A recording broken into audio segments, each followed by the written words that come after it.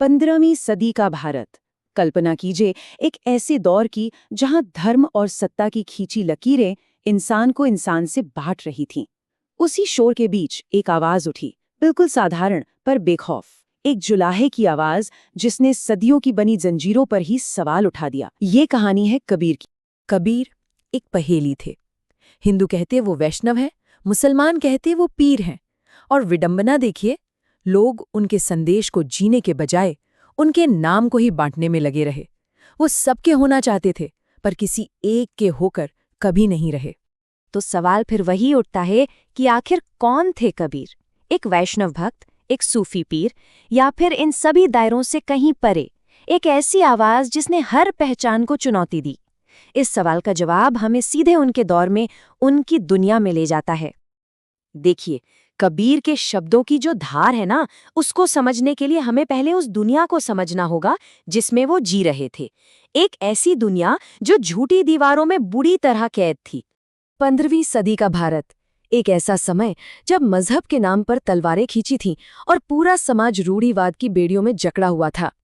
ये राजनीतिक उथल-पुथल और सामाजिक खोखलेपन का एक ऐसा दौर था जहां असलियत से कहीं ज्यादा अहमियत दिखावे की थी। तो उस वक्त समाज की हालत थी कैसी? धर्म वो तो कट्टरता का एक हथियार बन चुका था। जाति के नाम पर इंसानियत का गला घोंटा जा रहा था। अंधविश्वास ने सच पर ऐसा पर्दा डाला था कि कुछ दिखाई नहीं देता था, और पूजा पाठ के खोखले कर्मकांडों ने आत्मा की आवाज को बिल्कुल दबा दिया था। और इसी गहरे अंधेरे में कबीर की आवाज गूंजी। और ये जो आवाज थी, ये कोई मीठी या शांत आवाज नहीं थी। नहीं, ये आवाज खुरदरी थी, सीधी थी, एकदम चुभने वाली। ये एक विद्रोही की ललकार थी जो सत्ता और पाखंड को सीधे सीधे चुनौती दे रही थी। यहीं पर कबीर बाकी भक्ति कवियों से एकदम अलग हो जाते हैं। देखिए, ज्यादातर कवि ईश्वर से बात कर रहे थे और सुनने वाला बस खामोशी से सुन रहा था। लेकिन कबीर सीधे इंसान से मुखातिब थे। उनका मकसद भक्ति में डुबाना नहीं, बल्कि गहरी नींद से झकझोर कर जगाना था। उनकी कविता प्रार्थना नहीं, एक सीधी चुनौती थी। उन्होंने किसी को नहीं बख्शा। धार्मिक अधिकारियों की तरफ मुड़े और सीधे कहा, पंडित तुम गलत हो। उन्होंने उनके वेदों और कर्मकांडों के ज्ञान को चुनौती दी, ये कहते हुए कि परम सत्य इन सब से बहुत परे है। और ऐसा नहीं था कि उनका प्रहार सिर्फ एक तरफ था। नहीं, वो दूसरी तरफ मुड़े और इस्लामी धर्मगुरुओं से भी उतने ही तीखे सवाल किए। काजी से पूछा, ये छुरी चलाने का हक तुम्हें आखिर दिया किसने? उन्होंने हर मजहब के रीति रिवाजों में छिपी हिंसा पर सवाल उठाया। लेकिन शायद उनकी सबसे ताकतवर चुनौती जाति व्यवस्था के अन्याय के खिलाफ थी। उन्होंने पंडित से कहा कि ज्ञान किताबों में नहीं, अपने दिल में खोजो। उन्होंने पूछा, ये छुआछूत की धारणा आई कहाँ से?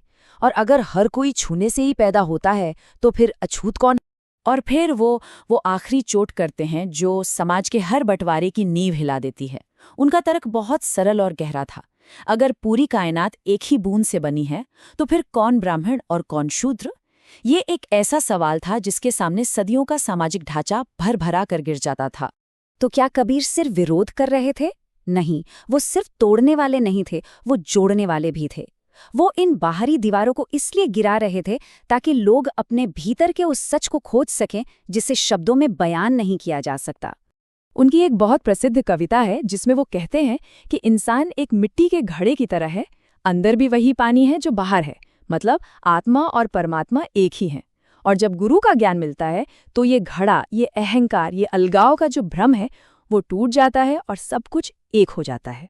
तो कबीर का सच कहाँ मिलेगा? किसी मंदिर में, किसी मस्जिद में? नहीं। उनके लिए असली सच, असली ईश्वर किसी इमारत की दीवारों में कैद नहीं था। वो हर इंसान के भीतर था। उसे खोजने के लिए कहीं जाने की नहीं, बस अपने अंदर झांकने की जरूरत थी।